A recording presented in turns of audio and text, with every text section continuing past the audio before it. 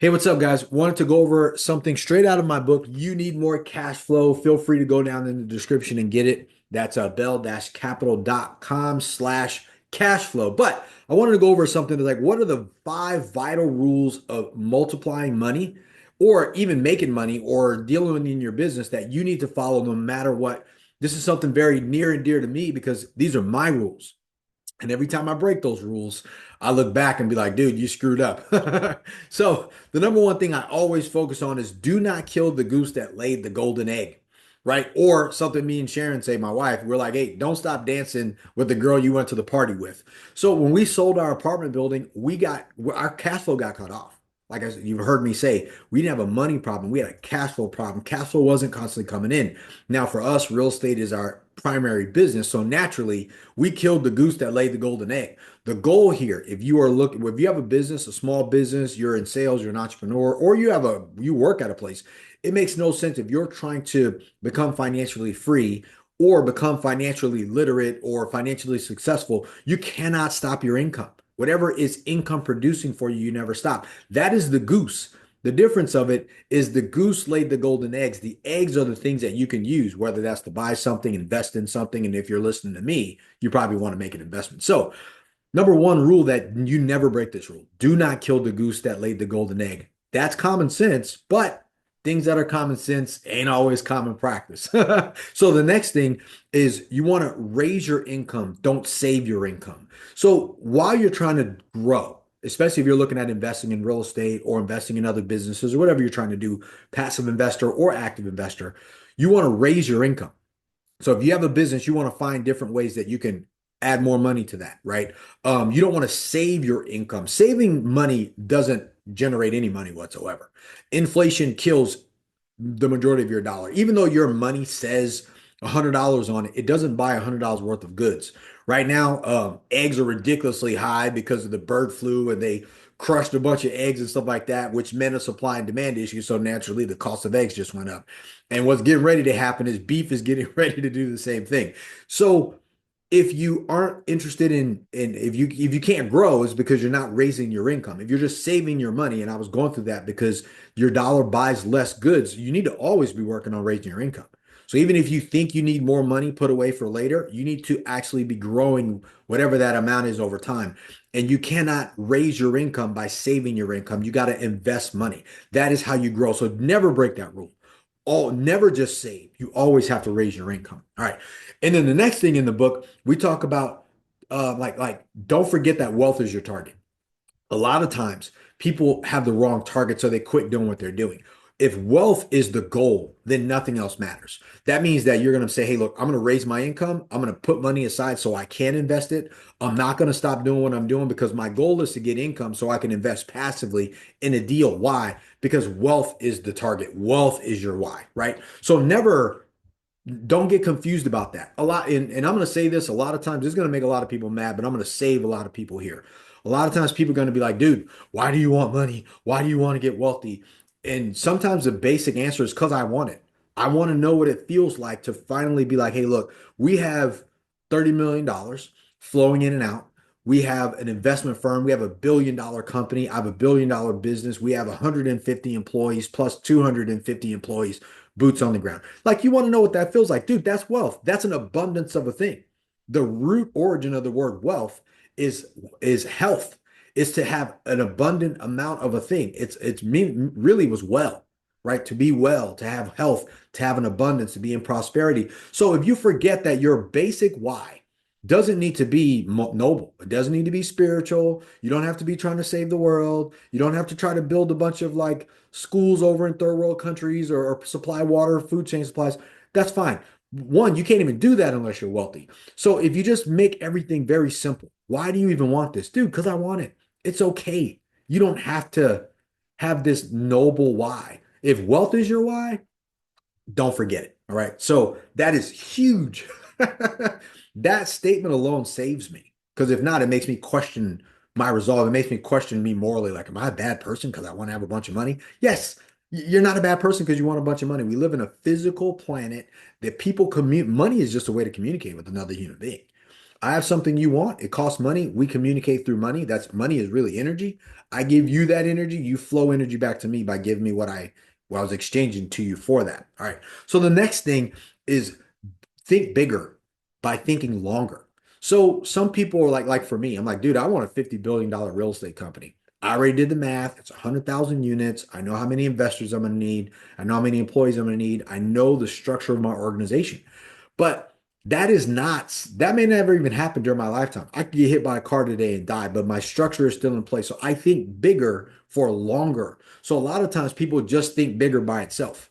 So don't just think bigger, also think longer. If you make an investment, let's say you invest $100,000. Your goal is not the $100,000. You need to think, like, hey, I want to invest $1 million, but I want to invest $1 million, which means I got to make an extra $100,000 or $200,000 a year so I can invest passively in something because I want my cash flow. If you invest $1 million, let's say you're getting 5%, you're gonna make about $5,000 a month, right? Like, but the big thing is I want to invest $1 million and I want to do that over a long period of time. So now it matches up with your goals. You're not going to stop doing it. You're going to raise your income. You're not saving money. You're putting money aside so you can invest. You're thinking about creating wealth. And oh, by the way, you're thinking bigger for a really long period of time. So you ain't going to get bored and distracted like most people do along the way. And then the other rule that I have, and this is right out of the book, right? I go over a little bit better examples or more examples right now because I'm talking to you. But the other one is it's a myth. People say you need to have multiple streams of income. That's not true. What you need is multiple streams of income with coming off of one river or one ocean. Like, right, if you have a, let's say the ocean is huge. You want one and you want all of these other fingers coming off of the ocean, right? This turns into streams and rivers and lakes and flow up and down. Like that's the difference. So for example, we have real estate. I have a real estate company. I'm a real estate investor. Over time, I have real estate books. I have real estate courses that we charge money for. I have a real estate network that we're in the process of growing. These all will produce income, but they're still based on the ocean of real estate that I hold on to. That is the main thing. So a lot of people get all sprawled over the place. They have five different things working on. They hear multiple streams of income, but let's face it, man. Donald Trump didn't get rich off of a bunch of different things. He got rich as a real estate developer. Then he bought golf courses, which are still real estate. But what else did he get? He bought into the Miss America pageant. All the other things that he started doing. He started doing his name, but it started off with one thing. It wasn't 20 things. And as a matter of fact, most people that are successful, they usually have one big thing, and then if you see them diversifying, they have a bunch of other stuff that really made the main thing the main thing. So the myth of multiple streams of income usually comes from people who are all over the place. Don't buy into that. That's a problem. Focus on if you're going to do multiple streams of income, just say, hey, one river, one ocean with multiple streams coming off of that one that are still correlated to the same big thing. All right. So I go over this in the book, but I wanted to share this with you because if you're trying to build wealth, you need more cash flow than you need money. And you can't get money without cash flow. And money comes from what? Income based on the business you have, you being an entrepreneur, sales, small practice, a contracting thing, a consulting service, or even like your job, right? All these things matter, but you still got to have a target. One, you need to create wealth. You need to create cash flow for you and your family, and you need to think long term.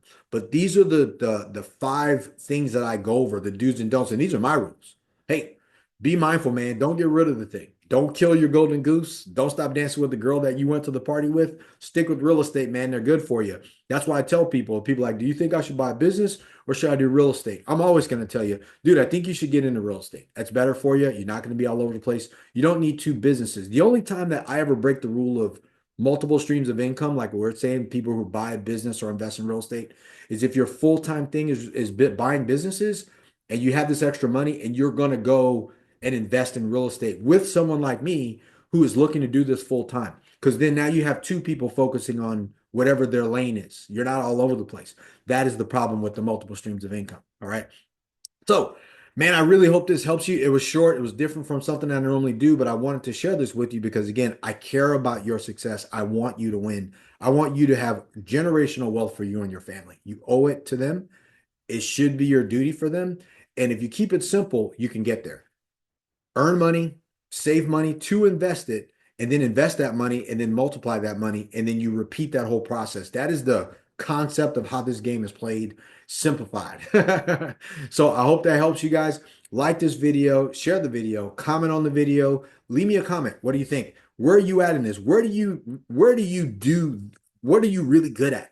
Are you great at like raising your income and not saving your income? You invest it? Or maybe you're one of those people who like you're committed to your why and your why is really wealth. And you don't have like, you're not confused about that. A lot of times people make you feel bad because you want a bunch of money, but don't. Because when it comes time to pay the check, everybody wants to pay that check. You just want to be able to pay the check and leave without being worried about it or feeling like, oh man, they should have grabbed it too. All right. So let me know if you guys need anything. Let me know if you guys need anything at all. I'm here for you. Like the video, share the video, subscribe to the channel, and let's go. Boom. Are you an accredited investor with $300,000 or more liquid in the bank? I want you to come and partner with me. Look, if you love real estate, passive income, and positive cash flow, appreciation over long periods of time, and you're willing to be patient, come invest with me. Go to bell-capital.com. This is for accredited investors with $300,000 or more in the bank, ready to go. Come invest with me. Go to bell-capital.com.